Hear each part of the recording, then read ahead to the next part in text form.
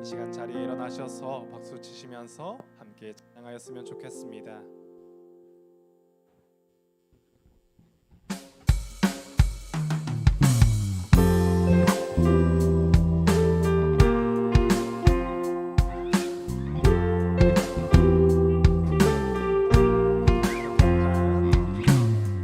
겹겹한 안개 사이로 내일을 알 수 없어도 그분의 말씀 있는 그곳으로 가네. 차가운 바람 사이로 꿈의 조각들 바래져도 그분의 숨결 있는 그곳으로 다시 가네. 한번 겹겹한 안개 사이로 내일을 알 수 없어도 그분의 말씀 있는 그곳으로 가네.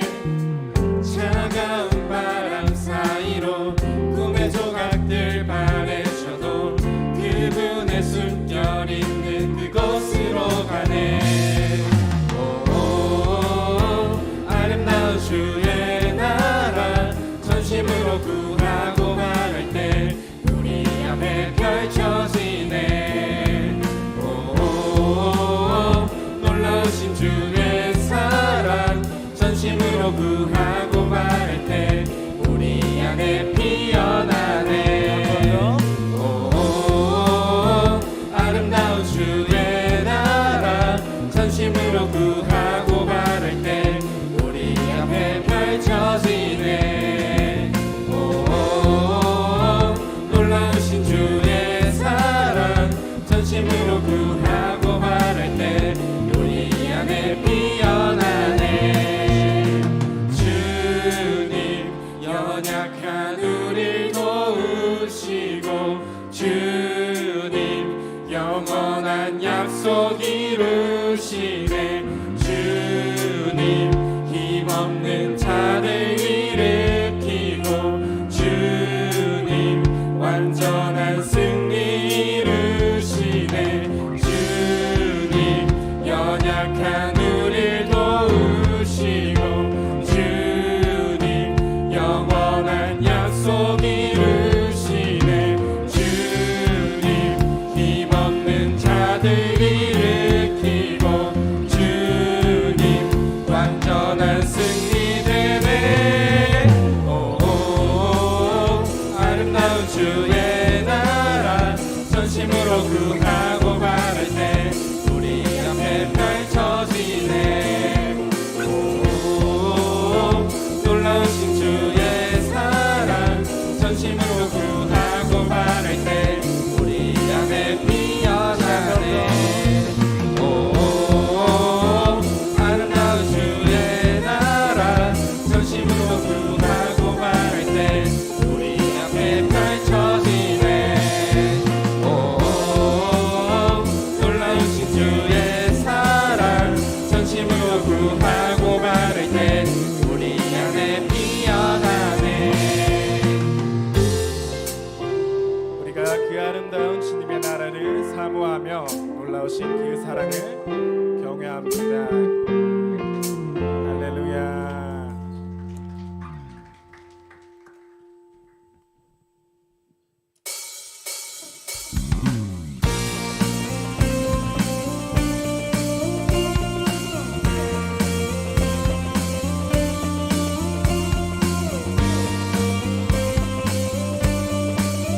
이 시간 놀라우신 주님의 나라를 선포합니다.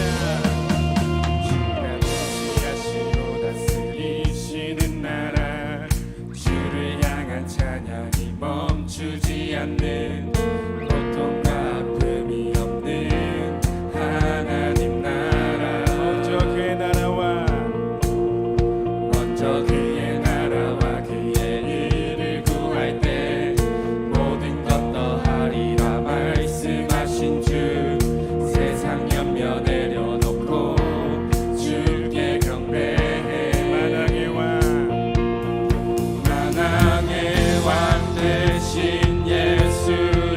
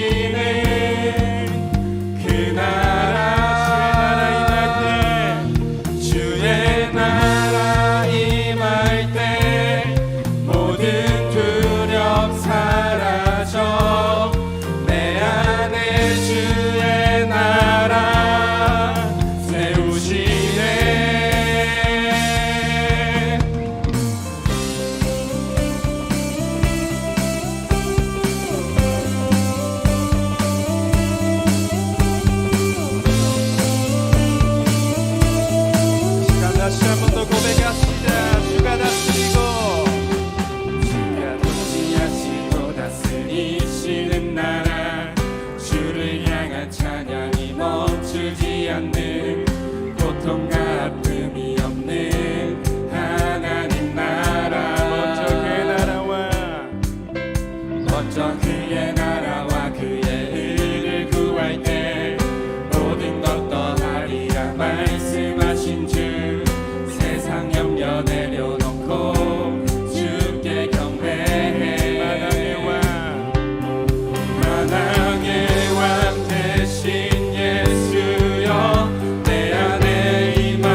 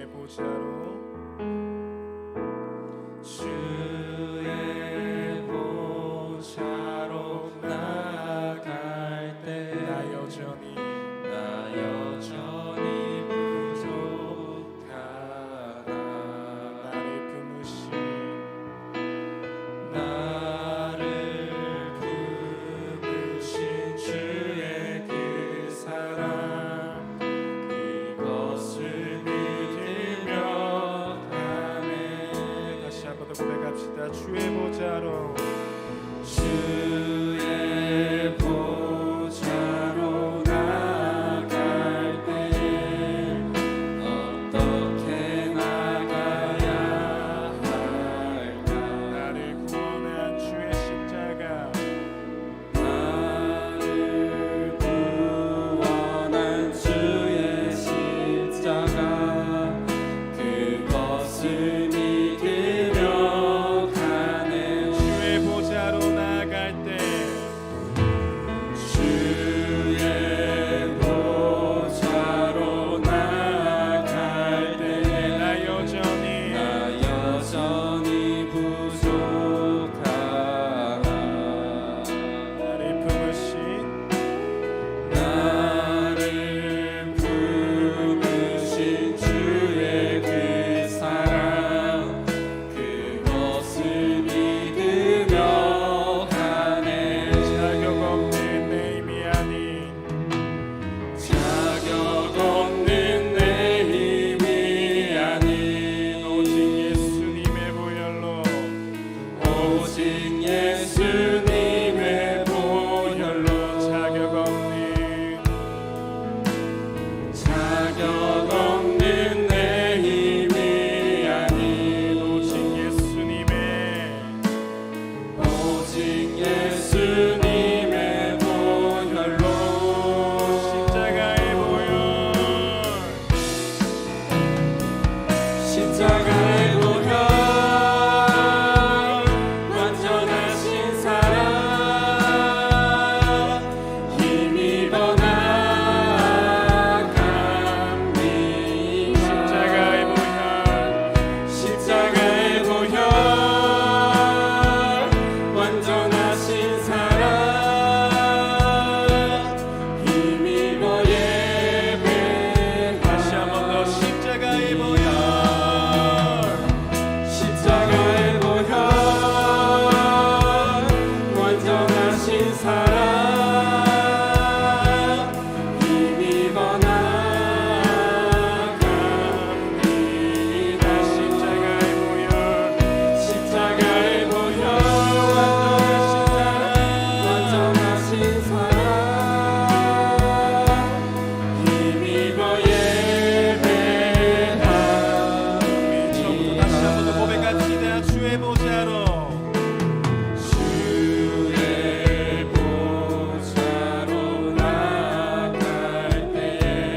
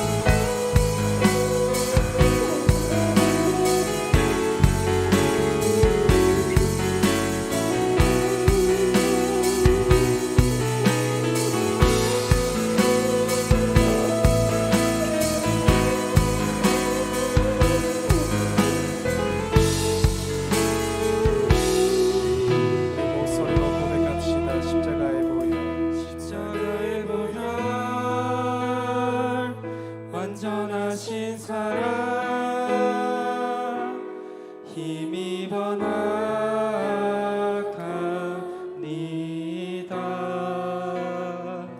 십자가의 보혈 완전하신 사랑 힘입어 예배합니다.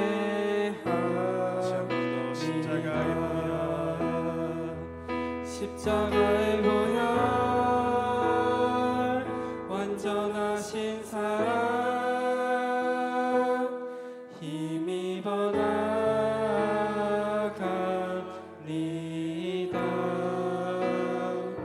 십자가의 보혈 완전하신 사랑 힘입어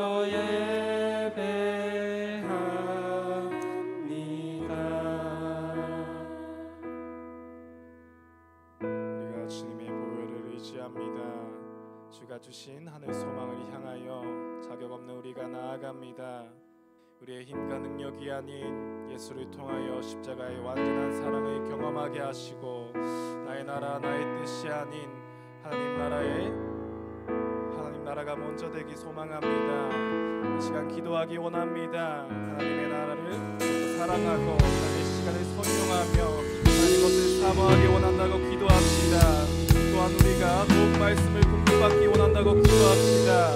우리의 영과 육을 풍성하게 채우실 하나님을 기대하며 이 시간 기도하기 원합니다. 기도하시겠습니다.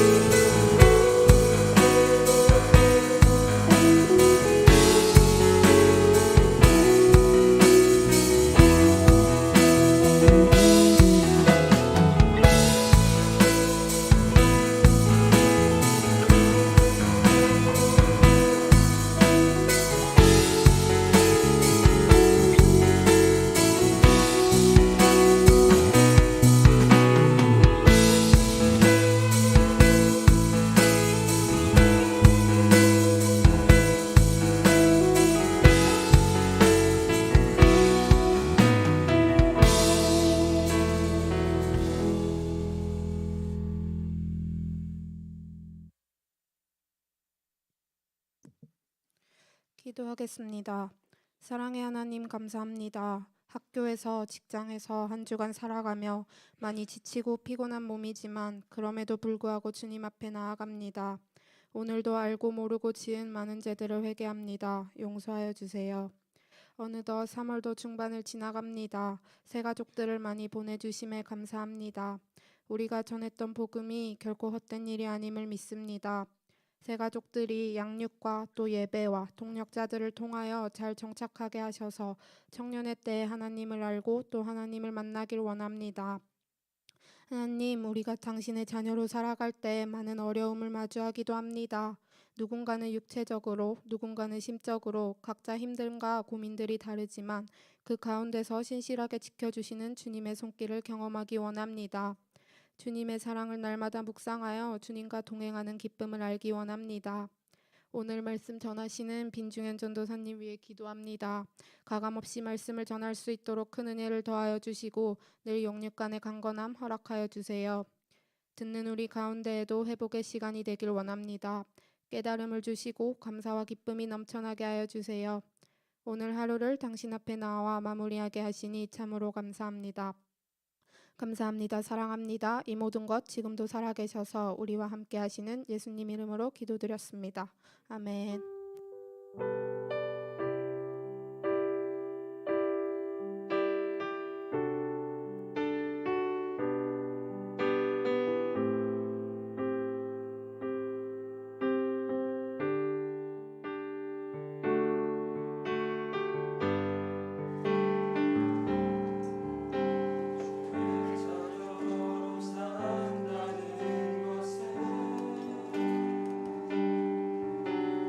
가운데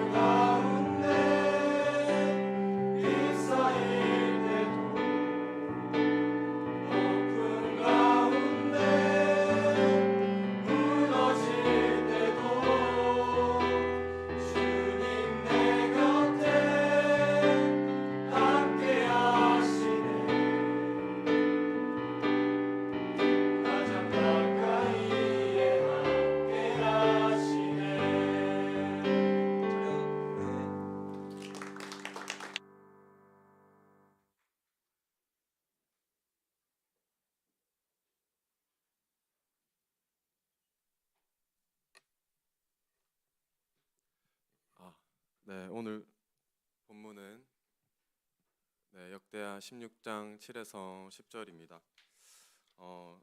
제가 먼저 기도하고 말씀을 전하도록 하겠습니다. 제가 기도하겠습니다.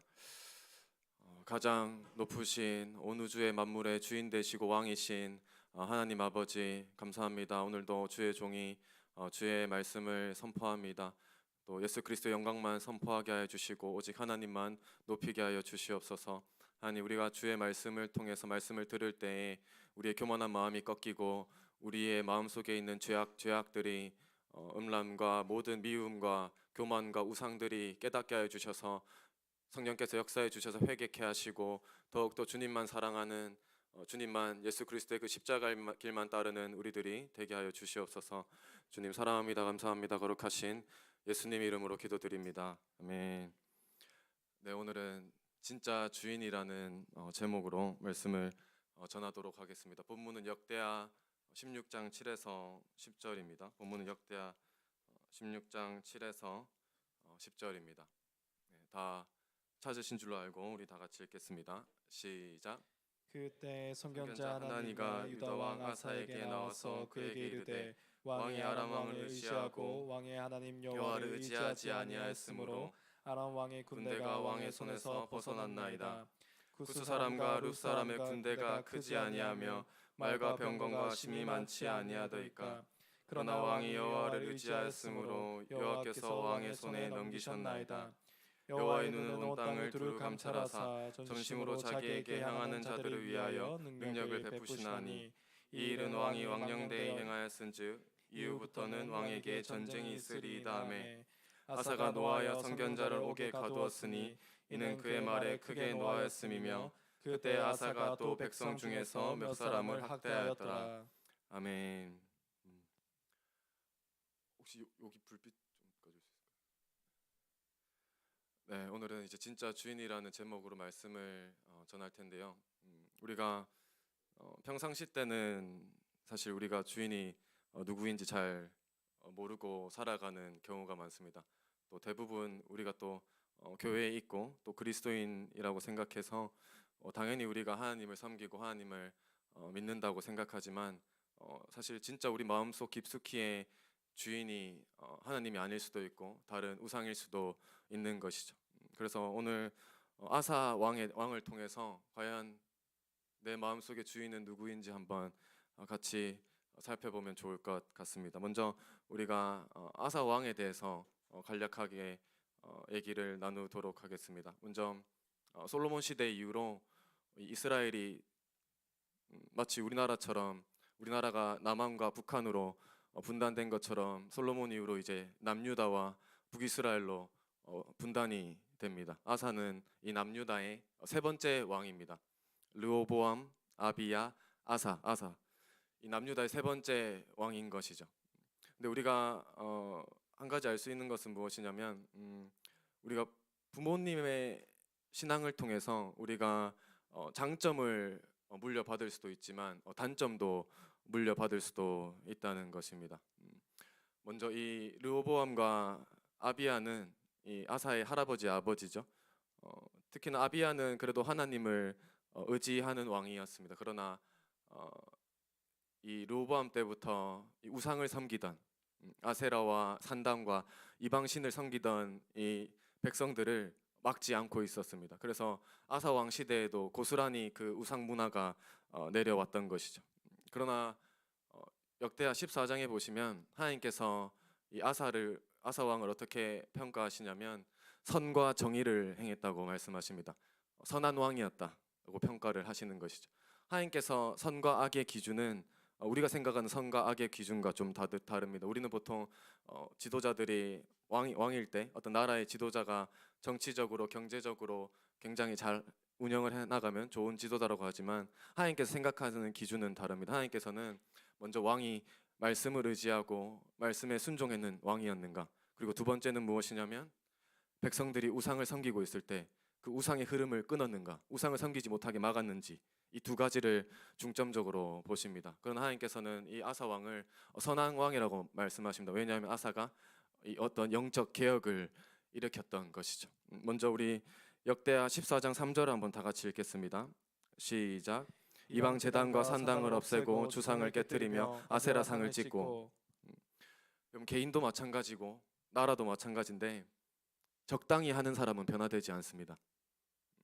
그러나 아사는 적당히 하지 않고 우상을 박살냈던 것이죠. 완전히 우상을 없앴던 것입니다. 이 영적 부흥이 처음에 어떻게 시작되냐면 회개로부터 시작합니다. 회개하고 우리의 마음의 우상과 죄를 버릴 때 이 영적 부흥이 시작되는 것이죠. 근데 이 회개로는 충분하지 않습니다. 회개라는 것은 마음에 이제 죄가 비어진 상태인 것이죠. 마음이 죄가 비어졌을 때 채우지 않으면, 다른 어떤 것으로 채우지 않으면 다시 그 죄로 우상으로 채우게 되는 것입니다. 그러나 아사는 회개의 이유로 또 백성들에게 말합니다. 여호와를 찾고 말씀대로 행해라고. 결국 이 영적 부흥의 핵심은 회개와 순종입니다. 개인도 마찬가지입니다. 우리가 죄를 끊고 하나님 말씀대로 살아갈 때 하나님께서 역사하시고 개인이 변화되고 나라가 변화되는 것입니다. 그래서 이렇게 회개하고 하나님 말씀에 순종했던 아사에게 하나님께서 축복을 주십니다. 역대하 14장 6절을 한번 다 같이 읽겠습니다. 시작. 여호와께서 아사에게 평안을 주셨으므로 그 땅이 평안하여 여러 해 싸움이 없은지라 그가 견고한 성읍들을 유다에 건축하니라. 하나님께서 복을 주십니다. 참된 평안을 누리게 되는 것이죠. 우리가 죄를 끊고 하나님만 사랑할 때 하나님 안에서 참된 평안을 누리고 이 영적인 마음의 평안뿐만 아니라 실제적으로도 삶 속에서도 그런 평안을 누렸습니다. 성읍이 건축되고 한마디로 경제적으로 안정되고 또 이 역대하를 보면 이 백성 군사들이 늘어갔습니다. 왜냐하면 전쟁이 없어서 남자들이 죽지 않았던 것이죠. 그래서 병사가 창을 드는 사람들이 30만 명, 활 쏘는 사람이 28만 명, 총 58만 명까지 늘어납니다. 이 작은 나라에서 58만 명은 굉장히 많은 숫자입니다. 왜냐하면 현재 우리나라 현역이 제가 보니까 50만 명도 안 된다고 하더라고요. 근데 이때 당시에 이 몇천 년 전에 이때 당시에 58만 명의 군대가 굉장히 많은 숫자인 것이죠. 그만큼 군사적으로도 경제적으로도 하나님의 은혜로 부유하게 되었습니다. 그러나 우리가 알 수 있는 것은 이 세상은 악하기 때문에 우리가 말씀대로 살아간다고 해서 위기가 없는 것은 아닙니다. 이 아사 왕에게도 굉장히 큰 위기가 한번 찾아옵니다. 어떤 위기였냐면 이 이집트 밑에 북부 아프리카에 구스 사람 세라라는 사람이 있었습니다. 이 사람이 병력을 이끌고 이제 이 남유다를 공격을 했는데 이 사람이 끌고 왔던 병력의 규모가 100만 명이었습니다. 100만 명이고 병거가 300대. 사실 이 정도 숫자면 아사 왕이 전쟁을 했다면 절대 이길 수 없는 병력이었던 것이죠. 그렇다면 하나님께서 왜 이 위기를 주셨을까? 여러분, 우리가 언제 내 믿음이 진짜인지 알 수가 있냐면, 언제 내 마음의 주인이 누구인지 알 수 있냐면 우리가 위기 때 알 수 있습니다. 위기라는 상황이 어떤 상황이죠? 내 힘으로는 해결 못하는 상황. 그럼 사람은 반드시 외부로부터 도움을 구하게 되어 있습니다. 내 마음속에 가장 신뢰하는 대상, 가장 믿는 대상에게 도움을 요청하게 되어 있는 것이죠. 그런 놀랍게도 아사 왕의 마음의 주인은 하나님이었습니다. 아사 왕이 사람을 의지하지 않고 다른 강한 나라의 원조를 요청하는 것이 아니라 아사가 하나님께 기도합니다. 하나님, 여호와여, 강한 이와 약한 자 사이에는 하나님밖에 도울 사람이 없습니다. 하나님만 의지하오니 도우소서. 이렇게 도움을 요청하는 것이죠.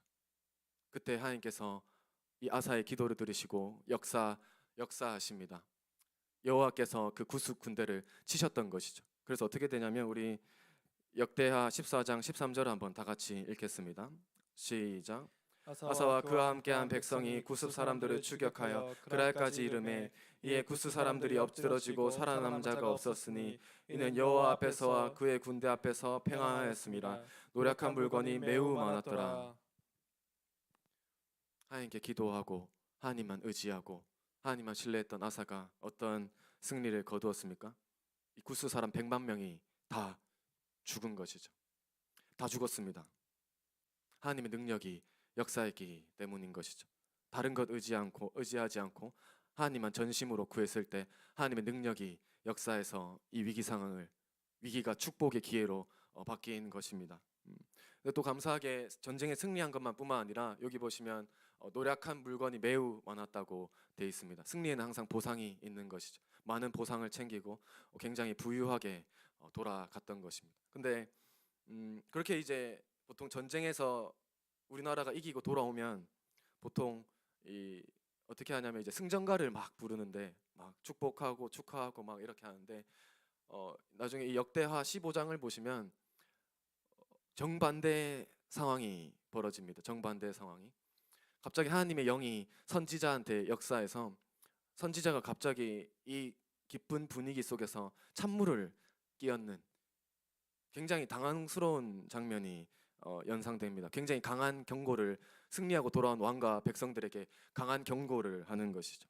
한번 역대하 15장 2절을 한번 다 같이 읽겠습니다. 시작. 그가 나가서 아사를 맞아 이르되 아사 및 유다 베냐민의 무리들아 내 말을 들으라. 너희가 여호와와 함께하면 여호와께서 너와 함께하실지라. 너희가 만일 그를 찾으면 그가 너희와 만나게 되시려니와 너희가 만일 그를 버리면 그도 너희를 버리시리라. 갑자기 전쟁에서 이기고 하나님을 의지해서 전쟁에서 이기고 왔더니 굉장히 강한 경고를 듣습니다. 왕과 백성들 입장에서는 굉장히 화가 날 수도 있는 상황인 것이죠. 그렇다면 왜 이 선지자는 이들에게 이렇게 강한 경고를 했을까요?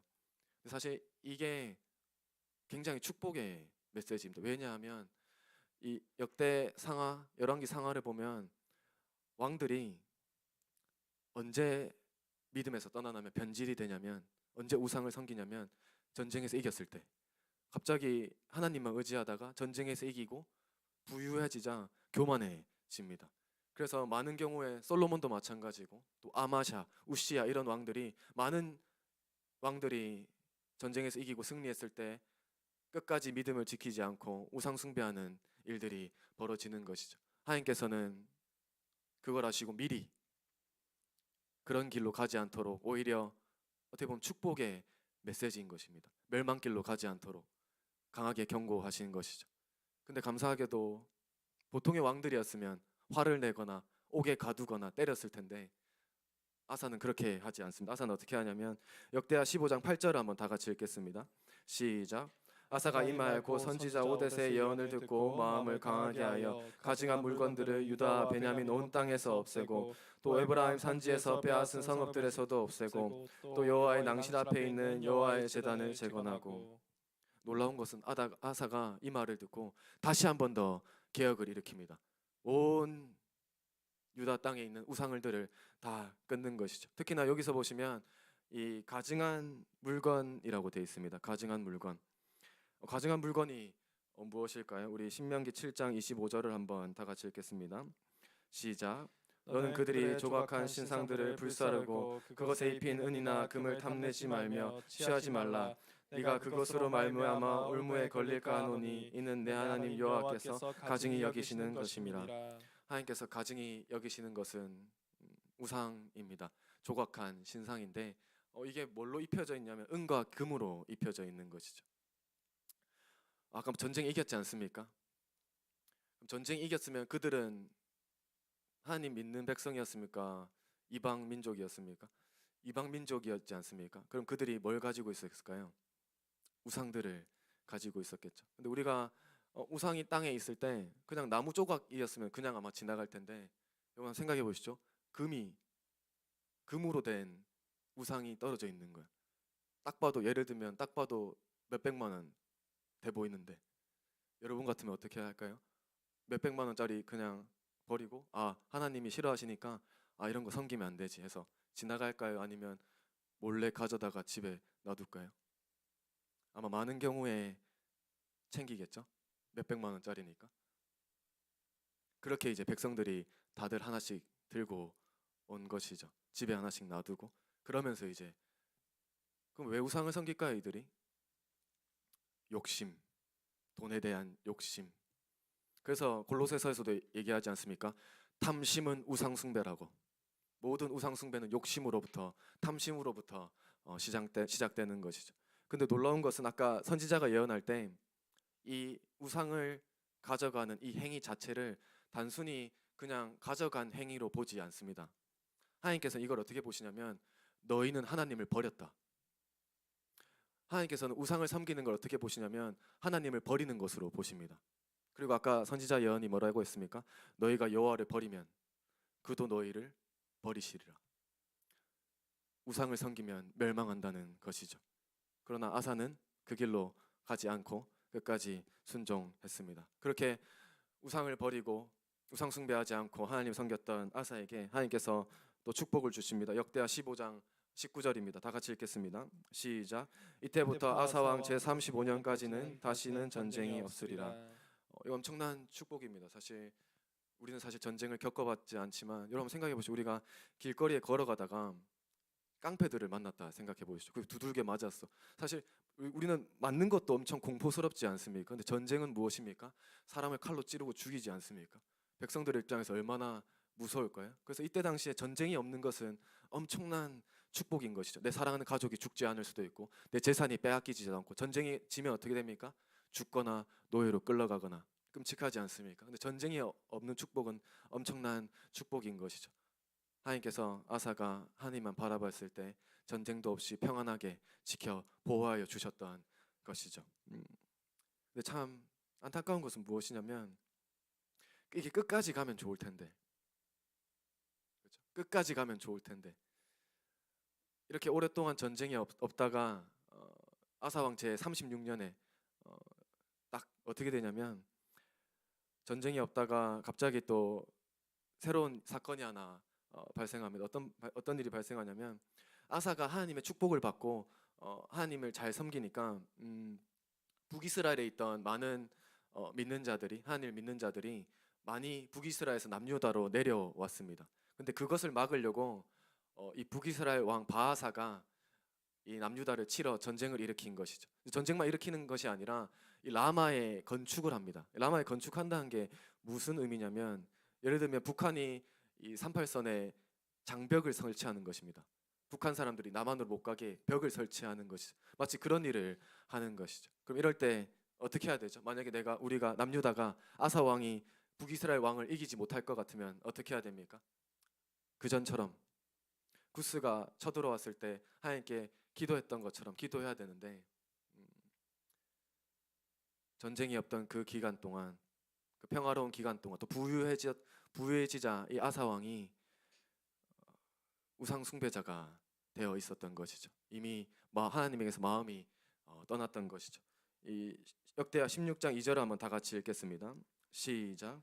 아사가 여호와의 전 곡간과 왕궁 곡간에 은금을 내어다가 다메섹에 사는 아람 왕 베다닷에게 보내며 이르되, 아사가 더 이상 하나님을 의지하지 않습니다. 아사가 더 이상 하나님께 기도하지 않습니다. 더 이상 하나님을 신뢰하지 않고 하나님을 바라보지 않았던 것이죠. 그 오랫동안 평안한 기간 동안, 부유했던 기간 동안 아사의 마음이 교만해지고 하나님을 떠나고 우상을 바라봤던 것이죠. 그 결과가 무엇입니까? 아까 말했지 않습니까? 위기 때, 우리가 평상시 때는 내 진짜 마음이 드러나지 않지만 위기 때 드러난다고 했지 않습니까? 아사의 주인이 누구로 바뀌었습니까? 은과 금으로 바뀌고 사람으로 바뀌었던 것이죠. 결국에는 돈으로 이 문제를 해결하지 않습니까? 이제 부유해지니까 여호와의 성전 곡간에 금을 벗기고 왕궁의 곡간을 금을 벗겨가지고 이 아람 왕한테 주지 않습니까? 왜 줬겠습니까? 나 대신 북이스라엘을 쳐서 이 라마 건축 못하게, 성벽을 건축 못하게 하라고. 실제로 아사가 원하는 대로 그렇게 됐습니다. 실제로 아사가 원하는 대로 아람 왕이 북이스라엘을 쳐서 북이스라엘이 물러갔던 것이죠. 아사가 원하는 대로 잘 해결됐습니다. 근데 이게 사실 잘 해결된 게 아니라 그렇게 잘 해결된 것처럼 보이는 것이죠. 우리는 많은 경우에 속습니다. 뭐에 속냐면 보이는 거에 속아요. 그 순간 보이는 거에 잘 해결되면 이제 괜찮네. 사실 전혀 괜찮지 않습니다. 그게 오늘의 본문인데, 여러분, 하나님께서 갑자기 그냥 한번 잘못했다고 심판하지 않습니다. 하나님께서 어떻게 하시냐면 먼저 사람을 보냅니다. 선지자를 보내는 것이, 선지자 하나니를 보냅니다. 하나니를 보내서 왕이 하나님을 의지하지 않고 아람 왕을 의지했다고, 이제 아람 왕의 손이 그 왕에게 벗어났다고 이런 말을 합니다. 그리고 이제부터 전쟁이 있을 거라고 얘기합니다. 전쟁이 있을 거라고. 실제로 사실 이 아사 왕은 전쟁을 피하려고 아람 왕을 의지했는데 실제로 아람 왕을 의지함으로 해서 어떻게 되냐면 그 의지했던 아람 왕을 통해서 공격을 당합니다. 나중에 아사 왕 때는 아니지만 후에 이 남유다가 이 아람 군대와 북이스라엘 연합군에 의해서 남유다가 초토화됩니다. 실제로 자기가 의지했던 그 군사들에 의해서 공격을 당하는 것이죠. 내가 우상을 섬겼던 그 우상한테 그대로 당하는 것이죠. 사실 전혀 실제로 해결된 것이 아닙니다. 그리고 그 선견자 하나님을 어떻게 합니까? 때리고 화가 나가지고 옥에 가두게 됩니다. 여기서 알 수 있는 것은 무엇이냐면 하나님 말씀이 선포될 때도 우리가 주인이 누군지 알 수 있습니다. 아까 말했지 않습니까? 첫 번째는 우리가 위기 때 내가 누구를 의지하냐에 따라서 내 주인이 누군지도 알 수 있지만 두 번째로는 하나님의 말씀이 선포될 때 내가 누구에게 순종하느냐에 따라서 내 주인이 누군지 알 수 있습니다. 하나님이 주인이라면 하나님 말씀을 따를 것이고 하나님이 나의 주인이 아니라면 불순종하게 되겠죠. 그렇지 않습니까? 아사 왕이 어떻게 했습니까? 하나님이 주인일 때는 하나님을 의지하고 하나님께 순종했지만 그 선지자의 말을 들었지만 하나님의 마음을 떠났을 때 주인이 더 이상 하나님이 아닐 때 위기 때 재물을 의지하고 사람을 의지하고 또 말씀이 어떻게 합니까? 불순종하게 되는 것이죠. 뭐든지 이게 연속성이 있습니다. 연속성. 그냥 단순히 그 사건 하나로 끝나는 것이 아니죠. 여러분 아사 왕의 이야기가 사실 남의 이야기가 아니라는 것입니다. 우리들의 이야기라는 것이죠. 저는 졸업자들하고도 한 번씩 연락을 하고 이렇게 한 번씩 소식을 듣는데 이 졸업자들 중에서 많은 경우에 교회를 안 다니는 친구도 많이 있고 교회를 다니더라도 불신자처럼 살다가 주일만 겨우 지키는 친구들이 많이 있는 것이죠. 근데 참 놀라운 것은 무엇이냐면 대학교 때 신앙생활 잘 안 하다가 그러면은 이제 이해가 되는데 대학교 때 열심히 뜨겁게 신앙생활 하다가 셀리도도 하고 단대장도 하고 열심히 섬기다가 그렇게 되는 모습을 보면 참 안타까운 것 같습니다. 근데 이게 현실이라는 것이죠. 남의 얘기가 아니라. 그렇다면 왜 그렇게 됐을까요? 아까 말했듯이 우리가 두 가지로 한번 살펴보면 좋을 것 같습니다. 첫 번째로는 위기 때입니다. 위기 때. 여러분 우리가 그런 위기가 있지 않습니까? 어떤 이제는 3, 4학년이 돼서 아니면 어떤 진로를 선택하는 문제일 수도 있고 또 어떤 지역을 옮기는 문제일 수도 있고 또 어떤 중요한 결정을 할 때 어떤 위기죠. 여러분들은 누구를 찾아가십니까? 누구를 의지하십니까? 아까 만약에 우리가 진짜로 하나님이 주인이고 하나님을 의지한다면 아까 아사왕처럼 처음에 아사왕처럼 하나님을 의지하겠죠. 기도하겠죠. 믿음으로 아마 기도할 것입니다. 그렇게 이제 하나님 의지하고 기도했을 때 하나님께서 당연히 길을 열어 주실 것입니다. 근데 언제 우리가 기도를 하지 않는 경우가 있고 첫 번째로는 기도를 하는데 믿지 않는 경우가 있습니다. 그래서 먼저는 우리가 기도를 믿음 없이 하는 기도에 대해서 한번 살펴보려고 합니다. 우리가 믿음 없이 기도하는지 우리가 어떻게 알 수 있을까요? 어떻게 알 수 있냐면 예를 들어서 제가 누군가한테 일을 맡긴다고 합시다. 내일까지 이걸 해달라고 했습니다. 만약 그 친구를 제가 믿는다면 가만히 기다리겠죠. 당연히 이 친구가 그 일을 할 거니까. 그렇죠. 근데 만약에 이 친구가 믿음직스럽지 못하다면 어떻게 할까요? 제가 직접 하거나 다른 사람한테 부탁을 하겠죠.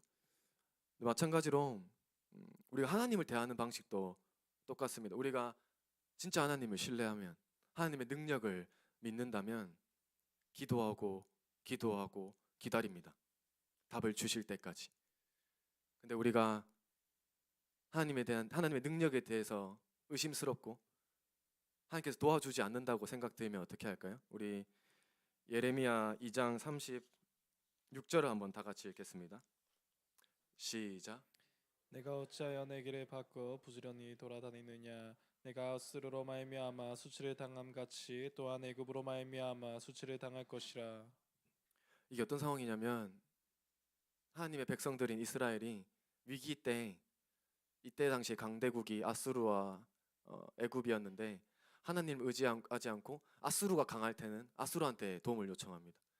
또 애굽이 강할 때는 애굽한테 도움을 요청하는 것이죠. 부지런히 하나님 말고 다른 강한 나라를 찾는 것이죠. 여러분들도 그렇지 않습니까? 여러분 하나님을 의지합니까? 많은 경우에 진로 결정에 있어서 어떤 선택을 있어서 많은 경우에 세상을 의지합니다. 교수님을 의지하거나 아니 취업 잘한 선배나 동기 얘기를 듣거나 아니면 유튜브에 좋은 정보들 이렇게 하면 성공할 수 있겠네, 이렇게 하면 잘 되겠네, 이런 것들. 여러분 우리가 한번, 여러분 그들은 대부분 불신자지 않습니까? 여러분 하나님의 자녀가 불신자의 조언을 듣는다는 게 어떤 의미일까요? 여러분 불신자에 대해서 어떻게 생각합니까? 불신자의 세계관이 어떨까요? 불신자의 세계관. 그들은 하나님이 존재합니까? 하나님 존재하지 않아요. 그렇죠? 그들은 하나님 없는 세계에서 살고 있습니다. 그들의 세계관은 이 세상이 전부입니다. 그러면 여러분한테 조언할 때 어떤 조언을 할까요? 이 세상에서 높아지고 잘 되고 돈을 많이 벌고 편안하게 갈 수 있는 길. 그 길은 멸망길입니다. 하나님이 그 길로 인도하십니까? 야고보서 4장 4절에 보시면 이런 말씀이 있습니다. 어떤 말씀이 있냐면 세상과 벗대는 것이, 세상과 가까워지는 것이 하나님과 원수가 되는 것이다. 여러분 하나님도 하나님의 자녀를 통해서 일하시지만 마귀는 어떻게 일할까요? 마귀의 자녀들을 통해서 일하겠죠. 그렇죠? 예수님 어떻게 못 박혔습니까? 사탄이 가룟 유다한테 들어가서 했지 않습니까? 마찬가지로 여러분을 멸망시킬 때 불신자인 교수님을 통해서, 그런 사람들을 통해서, 아니면 유튜브나 좋은 취업에 잘 되는 좋은 정보들을 통해서 여러분한테 욕심을 줍니다. 마치 여러분 그런 소식을 들으면 어떤 생각이 드냐면 이런 좋은 기회 놓치면 안 되는데 라는 생각이 들겠죠. 근데 잠언에 이런 말씀이 있습니다. 사람이 보기에는 바르나 필경은 사망의 길이라고. 여러분 욕심에 딱 맞는 길, 세상과 가까워지는 길은 성경에서 분명히 얘기합니다. 멸망길이라고. 우리가 한 가지 알아야 될 것은 무엇이냐면 세상과도 가까워지고 하나님과 가까워지는 길은 없습니다. 둘 중에 하나입니다. 세상과 가까워지거나 세상과 가까워지면 하나님과 멀어지고, 하나님과 가까워지면 세상과 멀어지는 것이죠. 하나님의 말씀과 세상은 정반대입니다. 세상은 뭐라고 하죠? 모으라고 합니다. 가지라고, 많이 가지라고. 하나님 뭐라고 합니까? 주는 자가 복되다. 정반대지 않습니까? 세상은 어떻게 합니까? 참지 말라고, 미워하라고. 하나님 뭐라고 하십니까? 참고 사랑해라고. 정반대지 않습니까? 우리가 알아야 될 것은 중간은 없다는 것입니다. 하나님 아니면 세상입니다. 근데 우린 자꾸 중간을 찾으려고 합니다. 성경은 그렇게 말하지 않는 것이죠. 그러나 놀라운 것은 이러한 상황 속에서도 하나님을 의지하는 자들은, 믿음으로 세상을 바라보지 않고 하나님께 기도하는 자들은 하나님의 능력을 경험하는 것이죠. 하나님의 은혜로, 하나님의 믿음으로 취업하고 직장을 찾는 것이죠. 왜 우리 삶 가운데는 하나님의 능력이 나타나지 않을까요? 우리 마태복음 13장 58절 한번 다 같이 읽겠습니다. 시작. 그들이 믿지 않음으로 말미암아 거기서 많은 능력을 행하지 아니하시니라. 예수님께서 분명히 말씀하십니다. 너희들에게 능력을 행하지 않는 이유는 너희들이 내 능력을 믿지 않기 때문이라고. 아까 역대하 16장 9절에서도 얘기하지 않습니까? 하나님을 전심으로 찾는 자에게 능력을 베푸신다고. 하나님 누구에게 능력을 베푸십니까? 하나님 누구에게 기적의 능력을 베푸십니까? 문제를 도우시고 해결해 주십니까? 하나님의 능력을 진짜로 믿는 자들은 다른 거 의지하지 않고 하나님이 응답하실 때까지 기다립니다. 그래서 믿음의 기도는 반드시 기다림이 따라오는 것이죠. 하나님만 바라보는 것입니다. 여러분 우리가 하나님의 인도하심을 알 필요가 있습니다. 하나님의 인도하심. 우리가 많은 경우에 분별이 어렵습니다. 그렇지 않습니까? 이 A인지 B인지 선택이 어렵지 않습니까? 근데 하나님께서는 절대 하나님과 멀어지는 방식으로 인도하지 않습니다. 하나님은 하나님과 가까워지는 방식으로 인도를 하시는 것이죠. 아브라함을 보면 알 수 있습니다. 아브라함이 이 갈대아 우르가 우상 숭배지였는데 하나님께서 어떻게 하십니까? 이 갈대아 우르에서 떠나라고 하시는 것이죠. 하나님과 가까이 하기 위해서. 왜 출애굽을 했습니까? 애굽이 우상 숭배가 넘쳐나는 곳이었습니다. 근데 하나님께서 어떻게 하십니까? 애굽 백성을 출애굽 시키십니다. 가나안 땅에서 하나님께서 그 가나안 족속들을 다 죽이라고 했습니다. 왜 다 죽이라고 했습니까? 그들은 우상 숭배자들이니까. 그들을 살려두면 또 우상 숭배하게 될 거니까. 하나님께서 어떻게 인도하십니까? 하나님과 가까워지는 방식으로. 우리 시편 73편 28편 한번 다 같이 읽겠습니다. 시작. 하나님께 가까이함이 내게 복이라. 내가 주 여호와를 나의 피난처로 삼아 주의 모든 행적을 전파하리이다. 어떤 게 축복입니까? 하나님과 가까워지는 것. 하나님의 생명이시지 않습니까? 하나님 우리의 힘이시고 반석이시고 구원이시지 않습니까? 모든 축복이 하나님으로부터 옵니다. 우리가 하나님께 가까워지는 것이 복이고, 하나님께서 우리를 인도하실 때도 하나님과 가까워지는 방식으로 인도하시지 절대 하나님과 멀어지는 방식으로 인도하지 않습니다. 그래서 우리가 어떤 선택을 할 때 우리 욕심을 일단 버려야 됩니다. 욕심을 버리고 이걸 생각하면 됩니다. 어떤 길이 하나님과 가까워지는 길인지, 어떤 길이 하나님과 가까워지고 하나님이 기뻐하시는 길인지. 여러분, 그리고 사람을 찾아가려면 불신자를 찾아가는 것이 아니라 하나님의 사람을 찾아가십시오. 그 사람은 여러분에게 하나님과 가까워지는 방식으로 조언할 것입니다. 성경을 잘 알고 믿음으로 살아가는 사람의 조언을 들어야 됩니다. 여러분의 교수님의 말을 듣는 것이 아니라, 취업 잘한 선배의 말을 듣는 것이 아니라 하나님이 가까워지는 길을 가야 되는 거죠. 그곳이 생명길입니다. 두 번째로는 우리가 위기를 통해서 누가 주인인지 알 수 있고, 두 번째로는 말씀을 통해서 알 수 있습니다. 아까 이 말씀이 선포됐을 때 순종과 불순종을 통해서 주인이 누구인지 알 수 있다고 했지 않습니까? 우리가 잘 아는 얘기인데, 우리 마태복음 19장 22절을 한번 다 같이 읽겠습니다. 시작. 그 청년이 재물이 많음으로 이 말씀을 듣고 근심하며 가니라. 이 청년 자신이 있었습니다. 그렇죠? 이 청년 믿음 자신이 있었습니다. 저 하나님 잘 믿고 있어요. 예수님이 말씀하시자마자 바로 증명됩니다. 가짜라는 게. 뭐라고 하죠? 네 재물을 가난한 자들에게 주고 따르라. 어떻게 합니까? 바로 근심하면서 떠납니다. 하나님 말씀은 어떤 능력이 있냐면 중간지들을 없애버립니다. 가짜들, 우상 숭배자들은 다 떠나게 만들죠. 진짜만 따르게 만드는 것입니다. 누가 예수님의 이 말씀을 따랐습니까? 예수님의 제자들이 나를 따르라 해서 다 따랐지 않습니까? 근데 이 청년 보십시오. 나를 따르라, 재물 버리고 따르라. 떠납니다. 이 사람의 주인은 뭐였습니까? 재물. 우리도 마찬가지입니다. 우리도 신앙생활 잘하다가 돈 때문에 하나님 버리는 경우 많습니다. 재물을 얻기 위해서.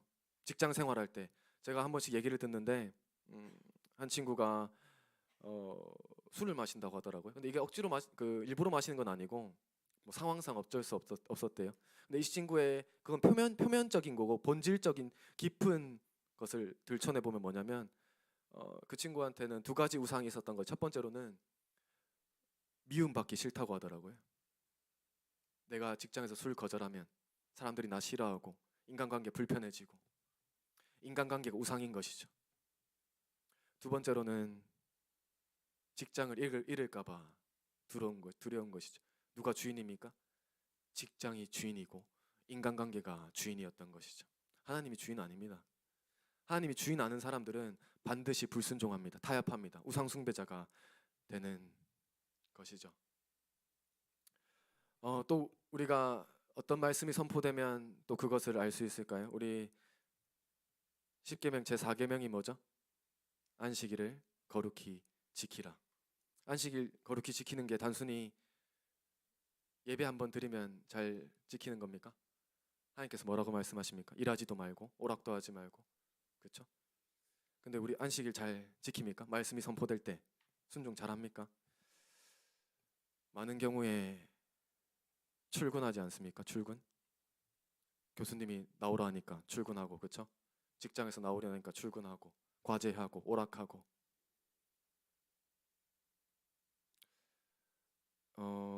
여러분께 한번 물어보겠습니다. 여러분 교수님이 높습니까? 하나님이 높습니까? 하나님이 높죠, 그렇죠? 우리 한 삶을 한번 돌아봤으면 좋겠습니다. 여러분 만약에 교수님이 주일에 출근하라고 하면 과제하라고 하면 어떻게 할 거예요? 여러분 불순종할 수 있습니까? 못 하잖아요, 그렇죠? 근데 우리가 하나님 말씀은 어떻죠? 밥 먹듯이 불순종하지 않습니까? 다시 한번 물어보겠습니다. 하나님이 높습니까? 교수님이 높습니까? 말로는 하나님 높다고 하죠. 근데 삶은 어떻게 하고 있습니까? 교수님을 높이고 있어요. 여러분 교수님 신입니까? 여러분 교수님 신이에요? 누가 신입니까? 하나님이 신입니다. 그렇죠? 누가 창조주입니까? 하나님이 창조주시고 교수님 뭐죠? 피조물. 근데 왜 피조물을 섬길까요?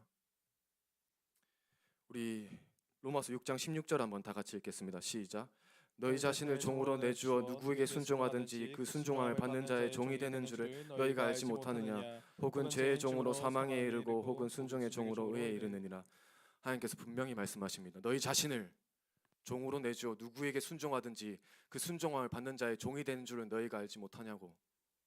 교수님한테 순종하면 여러분 교수님의 종인 것입니다. 직장에 순종하면 직장의 종인 것입니다. 여러분의 진짜 주인은 누구입니까? 하나님입니까? 교수님입니까? 직장입니까? 세상입니까? 하나님입니까? 우리 로마서 1장 25절을 한번 다 같이 읽겠습니다. 시작. 이는 그들이 하나님의 진리를 거둘 것으로 바꾸어 피조물을 조물 부주보다 더 경배하고 섬김이라. 주는 곧 영원히 찬송할 이시로다. 아멘. 하나님의 진리를 거짓 것으로 바꾸었습니다. 하나님이 신인데 마치 피조물이 신인 것처럼 살아가지 않습니까? 이게 우상 숭배입니다. 단순히 여러분 이거는 단순히 제4계명을 어기는 게 아닙니다. 여러분은 제1계명 너는 나 외에 다른 신들을 섬기지 말라는 이 제1계명을 어기고 있는 것입니다. 만약 여러분들이 하나님 외에 다른 것을 더 섬기고 있다면 여러분들 우상 숭배자인 것이죠. 우상 숭배자는 어떻게 될까요? 도대체 구약에 한번 보셨습니까? 하나님이 가장 싫어하는 게 뭐냐면 우상 숭배입니다. 우상 숭배를 통해서 여러분 우리 모세가 시내산에서 율법 받을 때 금송아지를 섬겼던 자들 어떻게 됐습니까? 3,000명이 죽임당했습니다. 그렇죠? 그리고 북이스라엘 우상 숭배로 멸망당하고 남유다 사람들이 학살당했습니다. 우상 숭배로 나라가 멸망당하고. 그럼 지금은 하나님 다르십니까? 히브리서에서 뭐랍니까? 예수 그리스도는 어제나 오늘이나 영원토록 동일하시지 않습니까? 그럼 우상 숭배자들 어떻게 될까요? 에베소서 5장 5절을 한번 다 같이 읽겠습니다. 시작. 너희도 정녕 이것을 알거니와 음행하는 자나 더러운 자나 탐하는 자 곧 우상 숭배자는 다 그리스도와 하나님 나라에서 기업을 얻지 못하리니. 하나님 분명히 경고합니다. 우상 숭배자는 하나님 나라 못 들어간다. 멸망한다고.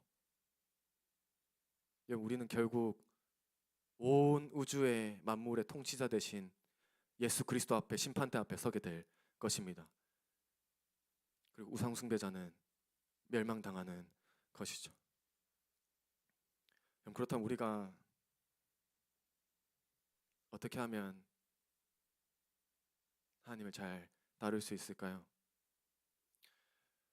우리가 중요한 것은 여러분 하나님은 뭘 중요하게 하냐면 여러분들이 무슨 일을 하는지 무슨 직업을 가지는 것보다 여러분들이 누구인지가 더 중요합니다. 여러분들이 누구인지. 여러분 누구입니까? 우리는 누굽니까? 하나님의 자녀 아닙니까? 하나님의 백성이고, 그렇죠? 하나님의 자녀는 어떤 존재입니까? 하나님의 백성은 어떤 존재죠? 여호수아 시대 당시에도 굉장히 흡사한 상황이었습니다. 어떤 상황이었냐면 이미 사실 모세 때부터 여호수아 때부터 이 우상 숭배자들이 있었습니다. 그래서 여호수아가 죽기 전에 고별 설교를 하는데 그때 이 온 이스라엘 앞에서 고별 설교를 합니다. 그때도 이미 그 백성 중에서는 우상을 섬기던 자들이 있었던 것이죠. 근데 여호수아가 그들에게 확실하게 얘기합니다. 만일 여호와를 섬기는 것이 너희에게 좋지 않게 보이거든, 너희 조상들이 강 저쪽에서 섬기던 신들이든지 또는 너희가 거주하는 땅에 있는 아모리 족속의 신들이신지 너희가 섬길 자를 오늘 택하라고. 너희가 섬길 자를 오늘 택하라. 그러면서 여호수아가 뭐라고 얘기하냐면 오직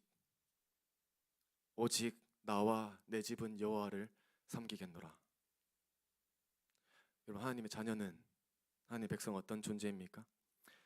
세상을 섬기는 자들이 아니라, 사람을 섬기는 자들이 아니라 오직 여호와만 섬기는 자들입니다. 오직 하나님만 따르는 자들이고 오직 예수 그리스도만 따르는 자들입니다. 여러분, 우리가 한 가지 알아야 될 것이 있습니다. 여러분들은 교수님의 노예 아닙니다. 직장의 노예 아니에요. 세상을 따르는 자들이 아닙니다. 여러분, 하나님의 백성들이고 하나님의 자녀들입니다. 하나님의 자녀들의 인생은 누가 책임집니까? 하나님이. 여러분, 하나님은 전능자이십니다.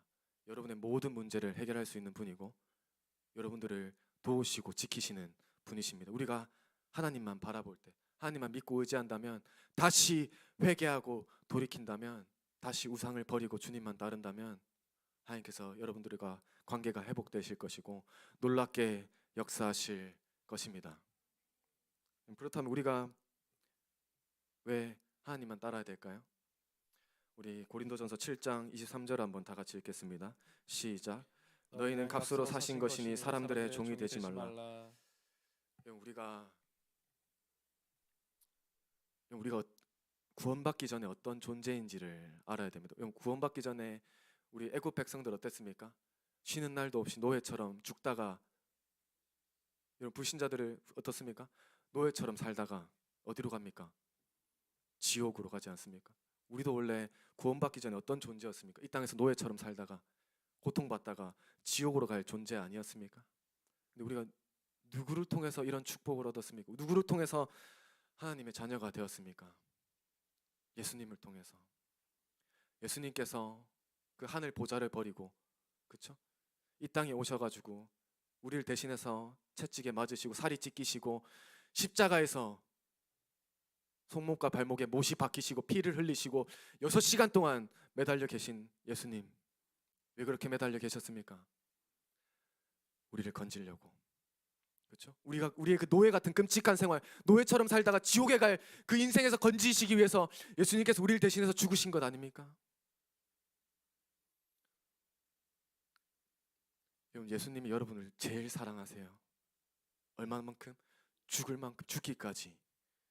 여러분, 누구 겁니까? 여러분은 하나님의 것이고 예수 그리스도의 것입니다. 그래서 예수님께서 말씀하십니다. 너희는 내 종이다. 예수 그리스도의 종이고 하나님의 종이다. 너희는 다른 사람의 종이 아니라 내 것이라고 얘기합니다. 내 것이라고. 우리는 하나님만 사랑해야 되고 하나님만 섬겨야 되는데, 여러분, 이게 축복입니다. 여러분, 그렇지 않습니까? 여러분, 부부 관계에서 남편이 아내만 사랑하고 아내가 남편만 사랑하는 게 당연한 거지 않습니까? 극단적입니까? 당연한 겁니다. 여러분, 우리가 예수님의 신부라면, 구원이 예수님과 결혼한 것 아닙니까? 하나가 된 것 아닙니까? 우리는 어떻게 살아야 됩니까? 예수님만 사랑하면서. 근데 그게 가장 복된 길입니다. 우리가 예수님만 사랑할 때 모든 축복을 누릴 수 있습니다. 에베소서에서 분명히 얘기합니다. 그리스도 안에서 하늘에 속한 모든 신령한 복을 우리가 받게 되는 것입니다. 모든 죄가 예수 그리스도의 피로 깨끗게 됩니다. 우리가 하나님과 원수였던 우리가 예수님의 피로, 예수님의 십자가를 통해서 하나님과 화목하게 되었습니다. 하나님의 자녀가 된 것이죠. 그래서 우리가 기도할 때마다 하나님께서 역사하시고 모든 축복을 부어주시는 것입니다. 누구를 통해서입니까? 예수 그리스도를 통해서. 하나님께서 예수 그리스도를 통해서 모든 축복을 우리에게 부어주신 것이죠. 우리가 뭐가 부족합니까? 우리가 뭐가 부족해서 도대체 그렇게 살아갑니까? 우리 부족한 거 없어요. 다윗의 고백이 무엇입니까? 여호와는 나의 목자시니 내게 부족함이 없다고. 우리 부족함 없습니다. 우리가 기다리고 있는 것은 무엇입니까? 영생이 기다리고 있고 하나님의 면류관이 기다리고 있습니다. 이 땅이 다가 아닙니다, 여러분. 이 땅은 잠깐이에요, 여러분. 이 땅은 잠깐입니다. 여러분, 우리가 주목하는 것은 보이는 것이 아니라 보이지 않는 것입니다. 왜냐하면 보이는 것은 잠깐이기 때문입니다. 여러분, 보이는 것 잠깐입니다. 이 땅에 영원히 살지 않아요. 우리는 잠깐 살다가 하나님 나라로 갈 존재입니다. 우리는 보이지 않는 영원하신 하나님을 하나님께 가는 존재인 것이죠. 그렇다면 우리가 어떻게 살아야 됩니까? 이 은혜를 경험했던, 이 십자가의 은혜를 경험했던 바울의 고백이 무엇입니까? 로마서 14장 8절을 한번 다 같이 읽겠습니다. 시작. 우리가 살아도 주를 위하여 살고 죽어도 주를 위하여 죽나니 그러므로 사나 죽으나 우리가 주의 것이로다. 예수님께서 먼저 우리를 위해 죽으셨지 않습니까? 목숨 다해서 사랑했지 않습니까? 우리가 이 사랑을 안다면 우리는 어떻게 살아가야 됩니까? 살아도 주를 위해, 죽어도 주를 위해, 하나님의 영광을 위해서 살아가야 됩니다. 우리가 말씀을 다 나눴는데 한번 여러분 마음속에 한번 생각해 봤으면 좋겠습니다. 과연 내 주인은 누군지, 나는 하나님만 따르고 있는지, 난 예수님을 가장 사랑하는지. 그렇죠? 혹시나 그렇지 않다면 오늘 돌이키고 다시, 여러분 돌이키면 하나님께서 바로 회개하면 우리의 죄를 씻으시고 용서하실 것입니다. 다시 한 번 더 하나님께 풍성한 관계가 회복되는 것이죠. 우리가 모두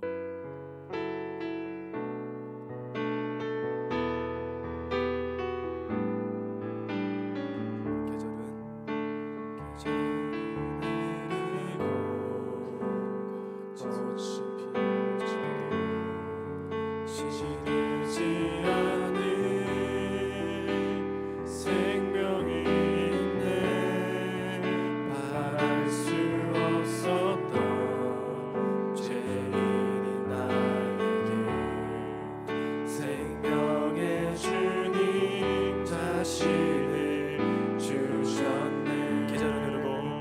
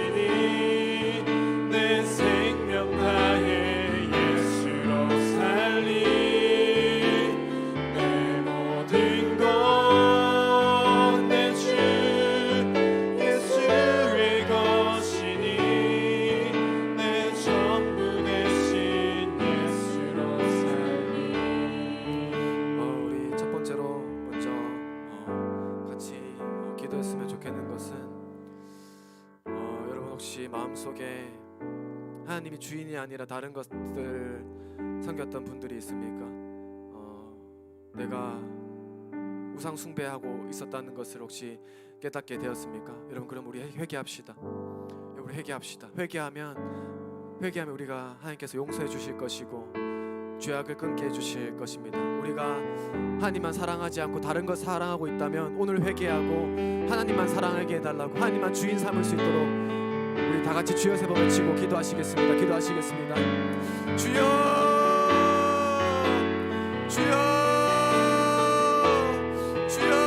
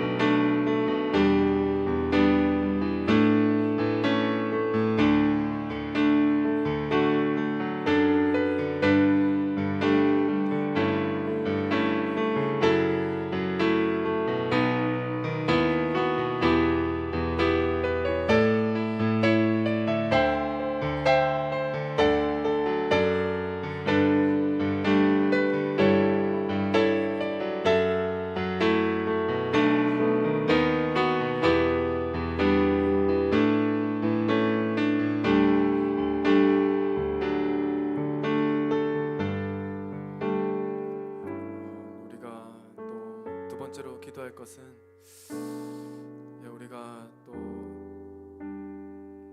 예수님께서도 말씀하시지 않습니까? 영접하는 자 곧 그 이름을 믿는 자들에게는 하나님의 자녀가 되는 권세를 주셨다고. 여러분들은 학생이기 전에, 직장인이기 전에 여러분 하나님의 자녀입니다. 여러분 하나님의 자녀고, 하나님의 자녀는 하나님께서 함께 하십니다. 예수님께서 분명히 말씀하십니다. 너희와 함께 하겠다고. 세상 끝날까지 함께 할 것이고 임마누엘 하실 거라고. 여러분 세상을 두려워할 필요 없습니다. 세상을 두려워할 필요 없습니다. 여러분이 학교에 갈 때 혼자 가는 것이 아니라 예수님께서 함께 하십니다. 여러분 직장에 갈 때 혼자 가는 것이 아니라 예수님께서도 함께 하십니다. 여러분 두려워하지 마십시오. 여러분 세상을 두려워하지 마시고 미래를 두려워하지 마시고 하나님께서, 예수 그리스도께서 여러분의 삶을 책임지실 것입니다. 우리는 하나님의 자녀로 살아가는 것입니다. 여러분 우리가 한번 결단합시다. 하나님, 제가 하나님의 자녀로 살아가겠습니다. 하나님, 제가 예수 그리스도만 따르겠습니다. 하나님, 제가 오직 주의 영광을 위해서 살아가겠습니다. 우리 두 번째로 한번 기도하시겠습니다. 하나님 함께 주시옵소서. 주님, 하나님, 우리 하나님의 자녀입니다. 하나님의 영광을 위해 살아가겠습니다.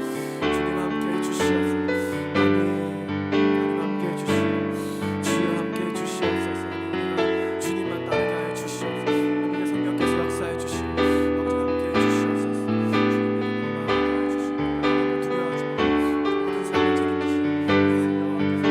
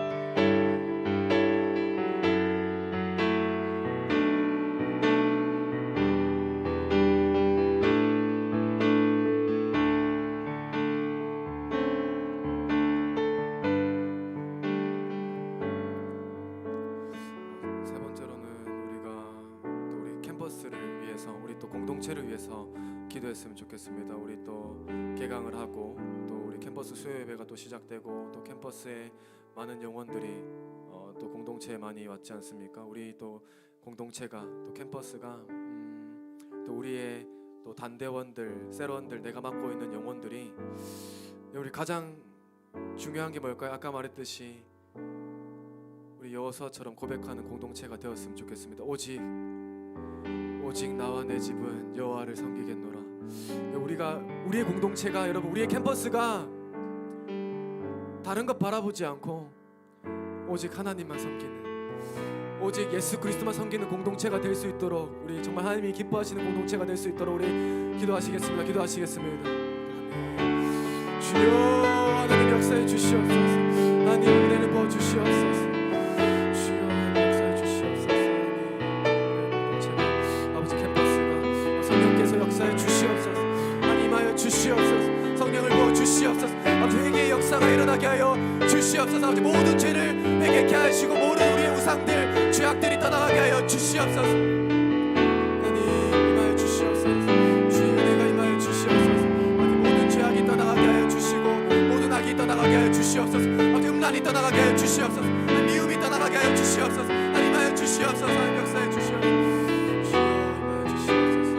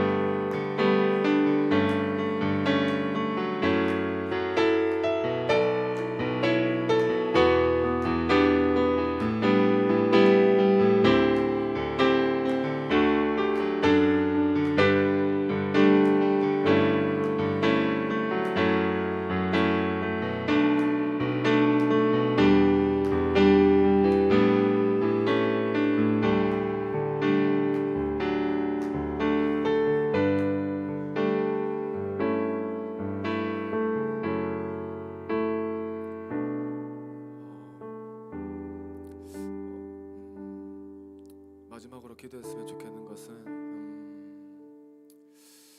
참 우리는 이렇게 금요 철야 예배를 통해서 또 하나님을 예배하고 섬기고 있는데 지금 우리 많은 경우에 다음 세대가 무너지고 있지 않습니까? 여러 초등학교 또 중학교 고등학교 한 반에 한 명도 믿지 않는 경우가 있습니다. 여러분, 우리가 이 다음 세대를 살릴 수 있는 유일한 길은 하나님 은혜밖에 없습니다. 여러분, 다음 세대를 살릴 수 있는 유일한 길은 하나님의 자녀들의 기도밖에 없습니다. 우리가 기도할 때 하나님께서 들으실 것입니다. 하나님께서 분명히 우리에게 약속하셨습니다. 너희가 내 안에 거하고 내 말이 너희 안에 거하면 무엇이든지 원하는 대로 구하라. 그리하면 이루시겠다고 약속하셨습니다. 하나님 뜻대로 하는 기도는 반드시 이루어집니다. 여러분 믿으십시오. 우리의 기도가 하늘에 닿는 기도가 될 것이고 하늘의 뜻이 이 땅 가운데 이루어지게 될 것입니다. 마지막으로 우리 다음 세대를 위해서 주여 세 번 외치고 기도하시겠습니다. 주여, 주여, 주여.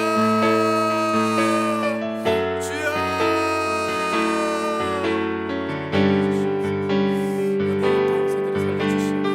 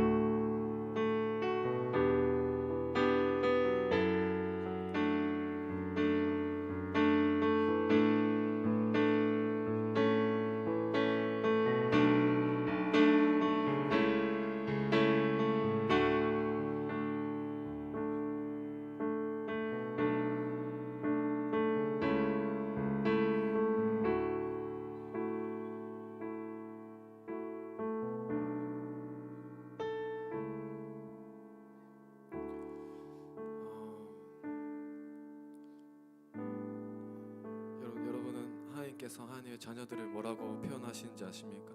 성경에 보시면 하나님께서 이런 표현을 쓰십니다. 너는 내 눈동자라. 너는 내 눈동자라. 무슨 말이냐면 하나님께서 가장 사랑하신다는 것입니다.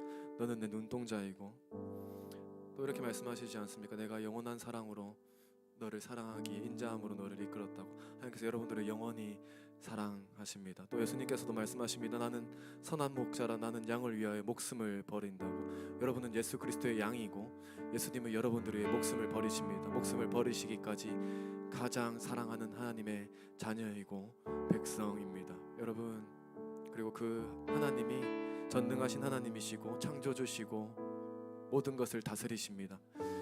이 세상은 모든 만물은 주님이 다스리십니다. 우리 아버지께서, 우리가 영원히 함께 하시는, 나를 가장 사랑하시는 예수 그리스도께서 다스리십니다. 여러분 믿으십시오. 여러분의 인생은 하나님이 책임지십니다.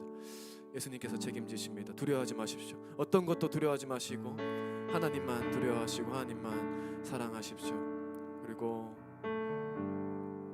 오늘 이 시간 하나님께서 여러분의 마음을 은혜로, 성령으로, 기쁨으로, 감사로 가득 채우길 축복합니다. 여러분의 모든 마음속에 있는 아픔들, 상처들, 고통들 예수 그리스도의 이름으로 치유될지어다. 모든 것이 치유되게 하시고 함께 해 주시옵소서.